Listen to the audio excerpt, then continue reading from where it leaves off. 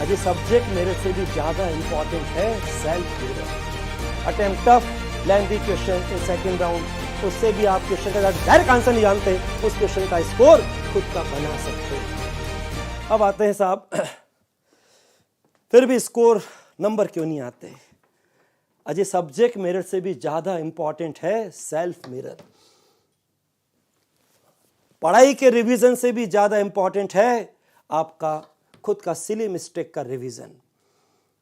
इसलिए बच्चों, जो आप पढ़ाई कर रहे हो, कितना भी टाइम लगा लो, कितना भी कर लो, लेकिन अगर आपने जो रिहर्सल में गलती करी है उसको अगले रिहर्सल में देख के नहीं जाते हो, कुछ इंप्रूवमेंट नहीं होगा। और आपको क्या लगे, इतनी पढ़ाई कर रहे हैं, इतना कर रहे हैं, लेकिन नंबर नहीं आ रहे, क्योंकि आप वो मजदूर की तरह पढ़ाई कर रहे हो, एक हार्डवर्क कर रहे हो। वो स्मार्ट वर्क नहीं है। हार्डवर्क इज स्केलर क्वांटिटी अगर फिजिक्स में बोले, और smart work is a vector quantity, जहां डायरेक्शन होती है, जहां वो डायरेक्शन क्या, मंजिल को लगातार बढ़ना। इसलिए स्मार्ट वर्क लाइए। जो भी आपके रिहर्सल में कुछ भी गलती हुई है, वो किन कारण से होती है? उसमें क्या टाइम मैनेजमेंट का तरीका खराब है, ओएमआर शीट भरने का तरीका गलत है, उसमें वो आपसे गलती हो जाती है, ब्लंडर मिस्टेक हो जाती है, या फिर आपसे पेपर के अंदर ही जो भी क्वेश्चन है उसमें कोई ना कोई कारण से सिली मिस्टेक हो जाती है। और सबसे पहले ये सिली मिस्टेक का कोई सब्जेक्ट नहीं होता, हर सब्जेक्ट में इसमें बड़ा लॉस होता है। इसलिए सबसे पहले देखें हम अपनी सिली मिस्टेक को मिनिमाइज कैसे कर सकते हैं। और यहां पे आपका सबसे इंपॉर्टेंट कमिटमेंट होगा, आपको डॉक्टर बनने जाना है। जैसे आप पेशेंट के लिए डोज लिखेंगे, वहां पेशेंट है, लेकिन आपका यहां पे क्वेश्चन एक पेशेंट है। डॉक्टर तो आप लोग अभी से मान लो, आज से मान के चलो कि एग्जाम देने कौन जा रहा है, वो भी आपके आगे मेजर हो या भी जहां पढ़ाई कर रहे हो माइनर हो, या फाइनल 7 मई को आपका नीट 2023 हो, डॉक्टर एग्जाम देने जा रहा है। पहले से मान लो अपने नाम के आगे डॉक्टर लग चुका है। तो शुरू में आते ही मैंने आपसे बोला था बच्चों कैसे फोर्थ कमिंग डॉक्टर्स। जब डॉक्टर एग्जाम देने जा रहा है तो आज से क्वेश्चन क्या है, पेशेंट है। अब पेशेंट का इलाज कोई डॉक्टर कैसे करता है? सबसे पहली बात, डॉक्टर इस वसुंधरा पर, इस धरा पर, इस पृथ्वी पर, अर्थ पर गॉड का रिप्रेजेंटेटिव है, भगवान का, ईश्वर का, भाई गुरु का, अल्लाह का, मसीहा का, जो भी आप जो भी कह दीजिए, ईसा मसीह का, इनका रिप्रेजेंटेटिव है। इसलिए डॉक्टर जब उसका रिप्रेजेंटेटिव है तो डॉक्टर के लिए एक भी भूल, एक भी गलती अलाउ नहीं है। दूसरा, डॉक्टर का साइन ही पॉजिटिव है, इसलिए डॉक्टर से नेगेटिव नहीं होना चाहिए, कोई भी केस गलत नहीं होना चाहिए। कितने भी सही कर लो, अगर एक केस गलत हो गया तो एकदम बदनामी हो जाती है। इसलिए यहां पर आप अभी से जो नोबल प्रोफेशन आपने सोचा है उसके करेक्टर्स को सबसे पहले देखो। डॉक्टर कब बदनाम हो जाता है? जब वो कंट्रोल नहीं कर पाता, सोचता है बहुत टाइम से कोई क्लाइंट नहीं आया, कोई कस्टमर नहीं आया। अरे भाई, ये सर्विस है, बिजनेस नहीं है। इसलिए कभी किसी भी अपने पेशेंट को क्लाइंट या कस्टमर पर मत सोचना, हमेशा उसको मान के चलना। आपको सर्विस देनी है, और जो है सर्विस का मेन पार्ट, वो कैसे भी तरह से आया हो, रोता हुआ आया हो, परेशान हो, दुखी आत्मा, कुछ भी हो, आपको उसे स्माइलिंग फेस से लौटाना है। इसलिए यहां पर आता है डॉक्टर का सबसे पहला गुण, जो भी पेशेंट है उसको क्वेश्चन मान के चलना एग्जाम में, वो सिम्टम्स क्या है उसके, उसको ढंग से सुनो। इसे ढंग से पहले क्वेश्चन को पढ़ना चाहिए।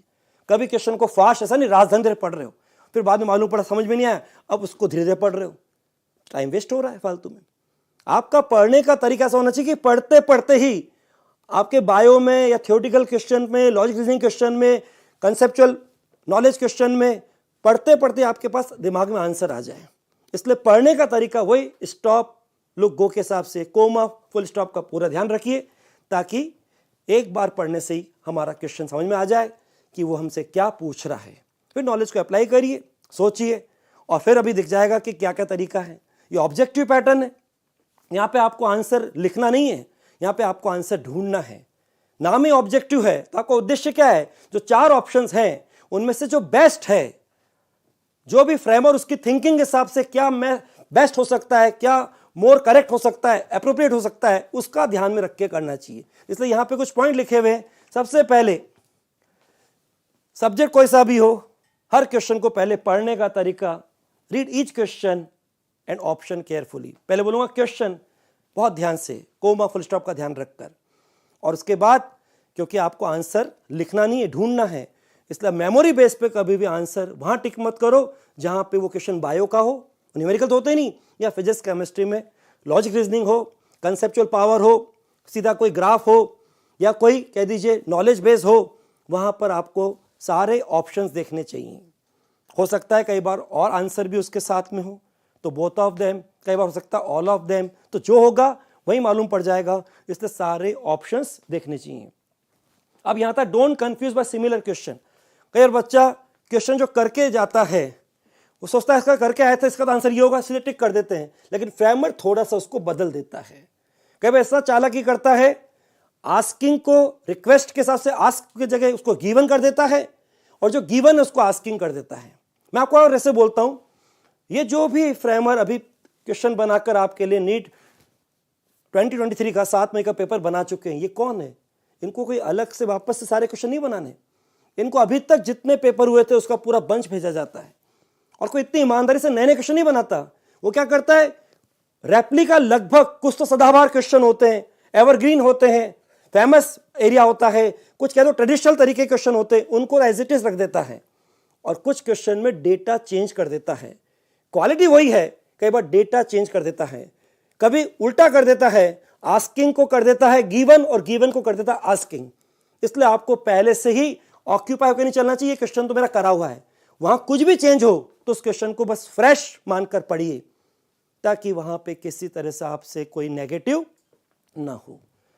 इसलिए पहले से दिमाग के हिसाब से ऑक्यूपाई नहीं होना चाहिए। हाँ, ये मालूम है कि हमने, अगर मैं आपसे और ऐसे बोलूं कि आपके 16 पेपर हैं, मैंने एलन में तो बोल भी दिया कि 16 पेपर को लेकर बच्चों से बोलो हम एक पेपर बनाएंगे, 7 मई से पहले एक आपका पेपर लेंगे, और पहले बता रहे 16 पेपर में से ही लेंगे, और चलो अब यहां ये भी कह रहे हैं कि इसमें कुछ चेंज नहीं करेंगे, ऑप्शन ऑर्डर भी चेंज नहीं करेंगे, कुछ भी चेंज नहीं करेंगे, डिक्टो पूरा का पूरा पेपर, उन 16 में से जितने क्वेश्चंस हैं उनमें से हम वो 200 क्वेश्चन छांटेंगे। अब तो पेपर आउट कर दिया। अब जो बच्चे हैं इस समय एलन केमिस्ट सिस्टम को लगा रहे हैं ताकि आपका प्रीवियस ईयर क्वेश्चन बैंक पिछले 9 साल में जो 16 पेपर हुए हैं उनको आप करके आ जाएंगे, तो लगभग आपका 80% पेपर तो जो वास्तव में 2023 में आपका इंतजार करा 7 मई को, उसमें दिख जाएगा। क्योंकि ये जो पेपर फ्रेमर होते हैं ये 15-20% ही नए क्वेश्चन बनाते हैं, बाकी लगभग 85% पेपर पुराने ही जो क्वेश्चन बैंक होता है उससे ही बनाते हैं। वहां वो थोड़ा सा मॉडिफाई कर देते हैं, हम यहां तो कह रहे हैं बिल्कुल मॉडिफाई नहीं करेंगे, और आपको एक ओपन चैलेंज देते हैं जहां पूरा आपके पास कंटेंट है, 16 पेपर है, इससे एक पेपर तैयार हो रहा है, ओपन आपको एक मौका दिया, लाओ 100%, ताकि आप चेक करो। अगर सब आता है और पहले से मालूम पेपर कहां से बन रहा है, तो फिर हमारा एक भी क्वेश्चन सिली मिस्टेक से गलत नहीं होना चाहिए, वहां फिर हर 100% आने चाहिए, ताकि एफिशिएंसी को प्रोड्यूस करने का आपके पास एक तरीका हो जाए कि यार कैसे सिली मिस्टेक बिल्कुल नहीं होनी चाहिए। चलिए आगे बात करते हैं। जहां पर भी क्वेश्चन करेक्ट इनकरेक्ट ऐसे हो, ट्रू नॉट ट्रू ऐसे हो, choose the correct statement, choose the incorrect statement, choose the true statement, ऐसे, तो बस वहां ध्यान रखिए क्वेश्चन ने आपसे क्या पूछा है। सही पूछा है तो राइट टिक कर दीजिए जहां पे क्वेश्चन है, और अगर गलत पूछा है तो क्रॉस टिक कर दीजिए, ताकि आपको ध्यान रखे हमसे आज क्या पूछा है, हमें सब में से सही छांटना है या सब में से गलत छांटना है। और आपका तो चॉइस सिंगल आंसर है, इसलिए आप आराम से यहां पर कई बार ऑप्शन एलिमिनेशन भी कर सकते हो। ऑप्शन एलिमिनेशन तो तरीका ऐसा होता है इसमें कि अपने स्मार्टनेस से जब आप सारे ऑप्शन देखोगे, इसका मतलब मेमोरी बेस पर आंसर टिक ही नहीं कर रहे, तो इनडायरेक्टली फायदा हो गया कि आप डायरेक्ट मेमोरी बेस पर आंसर टिक नहीं करते, सारे ऑप्शन देखते हो।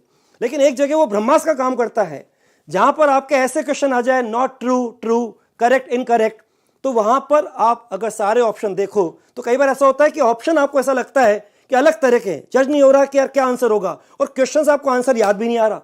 लेकिन अगर आप वहां पर ऑप्शन एलिमिनेशन टेक्निक लगाओ, जो मैंने यहां लास्ट में लिखा हुआ है,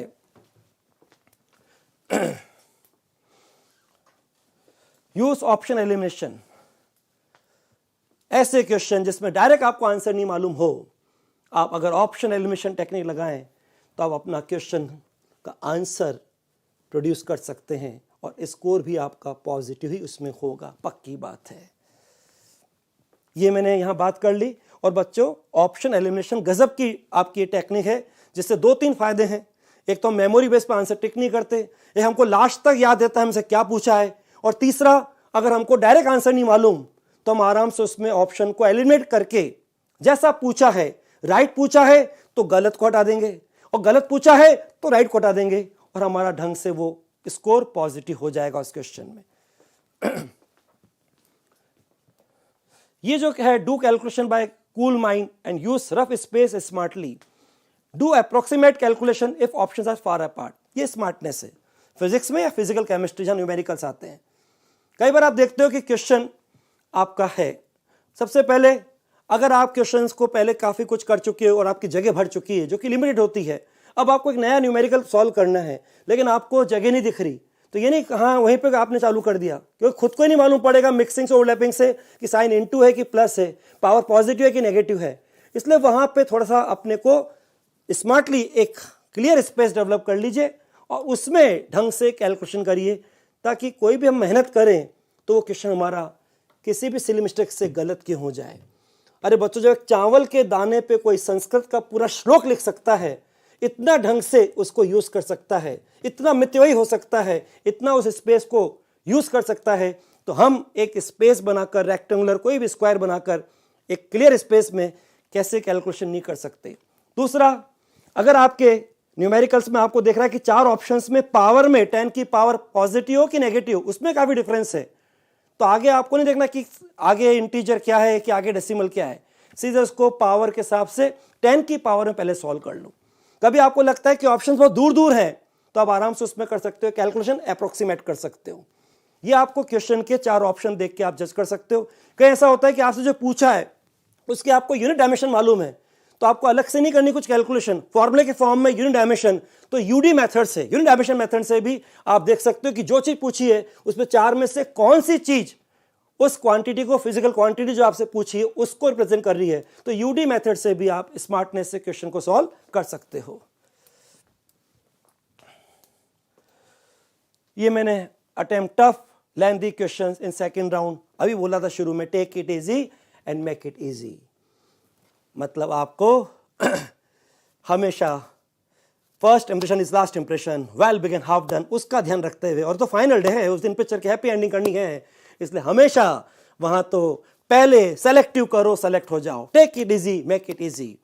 पहले से ही ये सोच लो कि पेपर का लेवल मालूम है, हमको मालूम है कि कितना अकाउंट होगा, तो काउंट क्यों करें, हमें काउंट करने की जरूरत नहीं कि फर्स्ट राउंड में कितना किया, बस फर्स्ट राउंड में किसी सब्जेक्ट के पीछे मत पड़िए, आराम से। मैं भी आपकी जगह होता तो पहले बायो से स्टार्ट करता, मैंने शुरू में भी कहा था मेरा सब्जेक्ट फिजिक्स है, लेकिन मुझे मालूम है कि एक tiny question, easy question, place question, fundamental question अगर फिजिक्स का है, उसको करने में जितना टाइम लगेगा उसमें बायो के 3 या 4 हो जाएंगे। इसलिए स्टार्ट में बायो से करूंगा, ना काउंट करूंगा, ना पूरे बायो के पीछे पढ़ूंगा, बस जो उसके plain, tiny, easy, fundamental question हैं उनको मैं करता चला जाऊंगा। बॉटनी हुआ, जूलॉजी हुआ, फिर केमिस्ट्री लिया और फिर फिजिक्स लिया, किसी में काउंट नहीं किया, पहला राउंड हो गया, पहला राउंड सेक्शन ए का भी किया, पहला राउंड सेक्शन बी का भी किया, और दोनों को आराम से ओएमआर शीट में भर दिया। ये मेरा इस समय दिमाग कहीं मेंटल एक्सरसाइज करने की जरूरत ही नहीं पड़ी, बिल्कुल मेमोरी फॉर्म में चला, कोई यहाँ पे दिमाग के घोड़े दौड़ाने की जरूरत ही नहीं पड़ी, कोई उतार चढ़ाव की बात ही नहीं हुई, लेकिन स्कोर मैंने गजब का प्रोड्यूस कर लिया, क्योंकि 80% पेपर तो आपका हमेशा जो देख रहे हैं इतने साल से, और अभी तो आजकल तो पूरे में से पूरे नंबर आते हैं, सोचो पेपर कितना लल्लू है, वो लाला क्यों लाली, पेपर बहुत लल्लू है, इसका मतलब केवल खेल एफिशिएंसी का है। जो क्वेश्चन सबके लिए बना है उसमें आपकी भी गिनती आती है, इसलिए ऐसा क्वेश्चन आपका सिली मिस्टेक से गलत नहीं होना चाहिए। इसलिए अगर आपने इसको राउंड मेथड से किया, पहले राउंड को आराम से, जहां पे take it easy make it easy कर रहे हैं, दिमागी रूप से कोई थकान नहीं, कोई कसरत नहीं हो रही, तो थकान कैसे आएगी, और आपने पहला राउंड करके ओएमआर शीट में भर दिया, उससे ही आपका लगभग 80% पेपर आपका स्कोर डेवलप कर चुका है, लगभग 576 मार्क्स के आसपास। अभी तो काफ़ी टाइम, और स्कोर क्या है, अब जोड़ लगा के हैशा, शुरू में इतना गजब का स्कोर कर लिया तो क्या गजब की खुशी होगी कि बस थोड़ा सा करके 600 तक पहुंचना है। 24 नंबर तो दूर है, और चॉइस के लिए जितने चॉइस के क्वेश्चन आपके पास हैं, सेक्शन ए में कुछ छूटे होंगे और कुछ सेक्शन बी में छूटे होंगे। सेक्शन बी तो आपकी चॉइस का है, तो आपको मालूम है कि पहले जो परफेक्ट 10 है वो आपके चेक किए जाएंगे, इसलिए हमेशा उसका ध्यान रखकर उसमें करना। और सेक्शन ए में जो अगला राउंड लगा रहे हो तो अपनी बायो की जो आपकी नॉलेज है वो आप पर काम करेगी। यहाँ मैं एक बात कह रहा हूँ, हम बायोस्फीयर के सब पार्ट हैं, हमारा सब्जेक्ट बायो नहीं है, लेकिन हर पर यह बायो की थ्योरी काम करती है। वो कहती है कि कोई भी इंसान जिस सपने को लेकर चल रहा है, जिस चाहत को लेकर चल रहा है, जिस पल वो हकीकत में कन्वर्ट होती है कि मेरे नाम के आगे डॉक्टर लग गया, ये लगने वाला है, तो अंदर से बहुत हैप्पीनेस होती है, डिलाइटनेस होती है, अंदर से बहुत खुशी होती है। और जब अंदर से इस तरह की हैप्पीनेस होती है, खुशी होती है, तो बच्चों आप बायो में पढ़ते भी हो, कुछ स्पेशल हार्मोन्स का रेट ऑफ सीक्रेशन बढ़ जाता है। आप तो उनके नाम भी पढ़ते हो और फंक्शंस, काम भी जानते हो। हमें नाम से मतलब नहीं, लेकिन उनके काम का फायदा तो हर इंसान को उठाना चाहिए। और वो क्या गजब के काम करते हैं, एक तो ब्रेन को ज़्यादा ऑक्सीजन की सप्लाई करते हैं और दूसरा बॉडी में पॉजिटिव एनर्जी प्रोड्यूस करते हैं, BMI इंडेक्स बढ़ जाता है। अब बताइए बच्चों, ब्रेन को ज़्यादा ऑक्सीजन की सप्लाई हो गई, ब्रेन ज़्यादा अलर्ट हो गया, ब्रेन ज़्यादा एक्टिव हो गया, उसकी मेमोरी गजब की हो गई, जो पहले याद नहीं आ रहा था वो बाद में याद आ जाएगा। अरे अब तो ब्रेन एक्टिव हो गया, अलर्ट हो गया, उससे कोई सिली मिस्टेक और अब नहीं हो सकती। शुरू में तो आपने करने नहीं दी, बाद में भी नहीं होगी।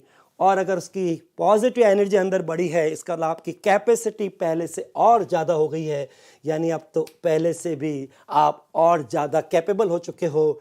अरे शुरू में कहा था ना, क्वेश्चन को पढ़ते लग जाता, अभी कभी या कभी नहीं, तो जिनको आपने कभी या कभी नहीं के लिए छोड़ा था उनको भी आप निपटा देंगे।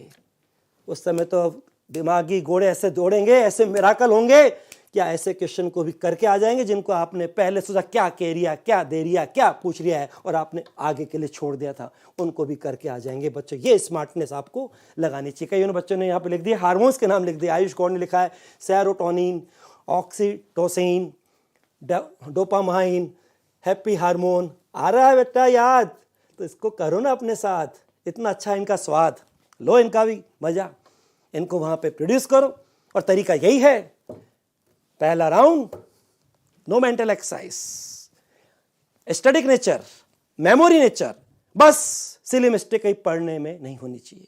और पढ़ने का तरीका ऐसा रखना चाहिए कि एक बार पढ़ते हैं, बारी बार पढ़ने के पीछे नहीं पढ़ते, वहीं डिसाइड करते हैं हाँ भाई पढ़ते, अभी हो गया, थोड़ा सा ध्यान रखा, अभी हो गया, जो आपका इजी, टाइनी, मॉडरेट होता है वहीं हो जाएगा। और जो आपके थोड़े टफ होते हैं, ब्रेनस्टॉर्मिंग होते हैं, थोड़ा सा अलग एडवांस लेवल के होते हैं, स्मार्ट नेचर के होते हैं, हो सकता है आउट ऑफ सिलेबस के हों, वो सब आपके अगले राउंड के लिए चले गए। और वहां पर भी फिर क्या होता है कि आप अगर अपना ऑप्शन एलिमिनेशन टेक्निक लगाएं, जिसको मैं ब्रह्मास्त्र कहता हूं, उससे भी आप क्वेश्चन का डायरेक्ट आंसर नहीं जानते, उस क्वेश्चन का स्कोर खुद का बना सकते हैं।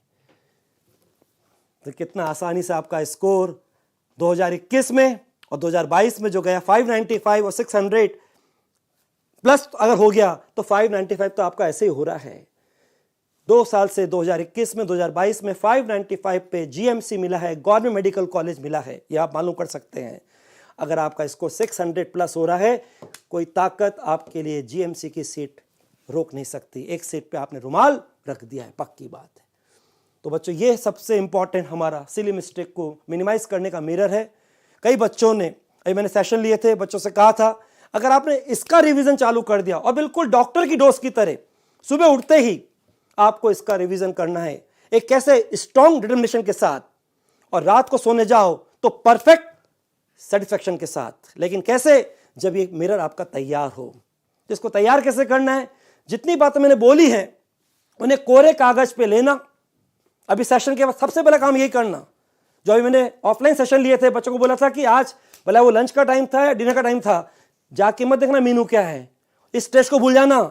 अगर पहले इसमें इंटरेस्ट ले आए, सेल्फ मिरर, जिसको आप अपना गलतियों खजाना कह सकते हो, जिससे सिली मिस्टेक पूरी कंट्रोल में आ जाती है और गजब की एफिशिएंसी हो जाती है। अरे एफिशिएंसी हो जाती है कि जितना आता है उसके नंबर पूरे आते हैं, अल्टीमेट सेटिस्फैक्शन मिलता है। इससे ज्यादा क्या होगा, जितना आता है उसके पूरे नंबर ले आओ, इनपुट के अकॉर्डिंग आउटपुट प्रोड्यूस कर लो, इससे अल्टीमेट एफिशिएंसी नहीं हो सकती। और जब आप इस एफिशिएंसी के लिए तैयार हो जाओगे तो आपको लगेगा कि 600 मार्क्स तो प्लस करना, 600 नंबर अगर आपने बना लिए तो कोई दिक्कत नहीं आएगी। तो मैं जरा इसका तरीका जो बोल रहा हूं, जाति काम करना कौन कौन करेगा, जरा पहले कमेंट बॉक्स में लिखिए, फिर तरीका बताऊंगा। अपना माई मिरर, गलतियों खजाना, जिसमें सिली मिस्टेक्स पे कंट्रोल करके ऐसा कंट्रोल करना है कि आपको लगेगा सिली मिस्टेक कंट्रोल, सिलेक्शन में इसी का रोल, सिलेक्शन में रोल कर लो सिली मिस्टेक कंट्रोल। और कौन सा selection? GMC, government medical college की एक सीट, यानी कि स्कोर कितना? 600 प्लस पहुंचाना। तैयार है? तो बस कोरा कागज लेना और जितनी भी सिली मिस्टेक होती हैं उनको नंबर 1 2 3 4 करके पॉजिटिव करके लिख देना। ये सिली मिस्टेक को मैं यहां बता रहा हूं, आप इसका आराम से स्क्रीनशॉट भी ले सकते हैं और आपके पास ये रहेगा भी, नो डाउट, एक तरह से सेव रहेगा। और कैसे तैयार करना है मैं आपको दिखाता हूं, कुछ बच्चों ने कैसे तैयार किया है, जरा एक निगाह देखिए। ऐसे ऊपर क्या लिखा है? माई मिरर। फिर अपने नाम के आगे बिना किसी घबराहट, बोखलाहट, छटपटाहट, एक मुस्कुराहट के साथ दबंग होकर लिखना डॉक्टर, और फिर अपना नाम लिखना और अपना हंसता हुआ चेहरा लगा देना। और जो ड्रीम कॉलेज है, अब जिसमें अंदर था कि मेरा ड्रीम कॉलेज है ये लेना है, उसने नाम भी लिख दिया। जिसको लगता है देखते हैं कोई सा ही मिल जाए, अपने स्टेट में मिल जाए, अपने शहर में मिल जाए, घर के पास वाला मिल जाए, घर की छत के ऊपर तो होता नहीं, तो जो मिल जाए वो। तो ये आप देख रहे हो इन बच्चों ने ऐसे बना के, आप भी बना सकते हैं। मैं इतना सा बोलूँगा, तरीका अलग अलग हो सकता है, लेकिन सिली मिस्टेक का कोई सब्जेक्ट नहीं होता, हर में से लॉस होता है। इसलिए बस इतना कह रहा हूँ, सिली मिस्टेक जो हैं उनको पॉजिटिव करके लिखना है। जैसे क्वेश्चन को पढ़ने में मुंडी झुकाकर, उंगली रखकर, कोमा फुल स्टॉप का ध्यान रखकर एक बार पढ़ने का ये बेस्ट तरीका होना चाहिए, ताकि बारी बार पढ़ने में टाइम वेस्ट ना हो। उससे आपका फ्रेमर, आपका इंस्ट्रक्टर, आपका गाइड बन जाता है। उससे अच्छा गाइड कौन होगा? वो आपका डायरेक्टर बन जाता है। उससे अच्छा गाइड क्या, वो आपके साथ एक और एक की तरह 11 होकर आपको सपोर्ट करता है। फिर वो क्वेश्चन कितने भी लाइन का हो, अगर आपके पढ़े हुए टॉपिक का, नॉलेज का है, उस क्वेश्चन को आप कर लेंगे। कभी ऐसा नहीं करना पड़ेगा। कई बार क्या होता है, बच्चा जब क्वेश्चन बड़ा होता है, 5-6 लाइन का होता है, 2 लाइन शुरू की पढ़ ली, 2 लाइन लास्ट की पढ़ ली, बीच की 2-3 लाइन छोड़ दी, 6-7 लाइन का क्वेश्चन था, कोई सिर पर पकड़ में नहीं आएगा। लेकिन अगर ये तरीका रखोगे तो पैराग्राफ भी हो ना, तो भी लास्ट में बोलेगा फाइंड आउट, आप बोलोगे answer is coming to out, but determine बोलो क्वेश्चन इज माइन। तो ये तरीका। दूसरा, कभी भी मेमोरी बेस पे आंसर टिक नहीं करना चाहिए, सारे ऑप्शंस देखने चाहिए। तीसरा, नॉट करेक्ट, करेक्ट, ऊपर नॉट करेक्ट क्रॉस बना लिया, करेक्ट राइट कर लिया, ताकि ध्यान रहे कि आज हमसे क्या पूछा है, हमसे गलत छांटने के लिए पूछा है या सही छांटने के लिए पूछा है।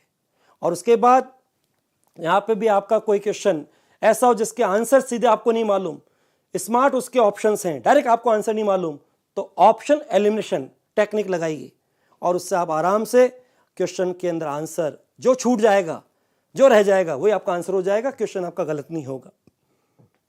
और जहां न्यूमेरिकल्स है वहां पे आराम से लिखिए। कोई भी जगह जब आपको लग रहा है कि बिल्कुल स्पेस नहीं है, तो एक हल्का सा बॉक्स बनाकर उसमें हमको कैलकुलेशन करनी चाहिए, थोड़ा अक्षर बारीक कर दें। और जहां फिर क्वेश्चन आपका मान लीजिए कोई आपके न्यूमेरिकल्स हैं जहां पर आपको लग रहा है कि हम उसके ऑप्शंस के आंसर बहुत दूर दूर हैं, तो वहां पर भी हम उसके अंदर ऑप्शंस को केवल पावर में सॉल्व करें। ऑप्शंस दूर दूर हैं तो करें कैलकुलेशन, अप्रोक्सीमेट करें। अगर आपको लग रहा है टेक्निकली हम केवल यूडी से कर सकते हैं, तो जो क्वांटिटी पूछी है उसको यूनिट डायमेंशन चेक करके भी आंसर टिक कर सकते हैं। आप ग्राफ में भी कोई क्वेश्चन आ जाए, आपको लगता है ये क्वांटिटी जो वाई एक्सिस पे कभी नेगेटिव नहीं हो सकती, कभी डिक्रीज नहीं हो सकता है 2 ग्राफ तो ऐसी फेल हो जाए कि ये कभी डिक्रीज नहीं हो सकती और कभी नेगेटिव नहीं, तो मालूम पड़ा ये भी खत्म हो गया। मालूम पड़ा ग्राफ खींचना नहीं, नंबर खींचने आपको आते हैं। कौन कह रहा है कि ऑब्जेक्टिव पैटर्न में आपको ग्राफ खींचना आना चाहिए? आपको नंबर खींचने आने चाहिए। तो ये सब स्मार्ट तरीके हैं, ये सब स्मार्ट वर्क हैं। इनको ऐसे लिखकर और बस जो भी आपके रूम पढ़ाई की दुनिया है उसमें पढ़ने की जो टेबल कुर्सी है उसके सामने की दीवार पर लगा देना।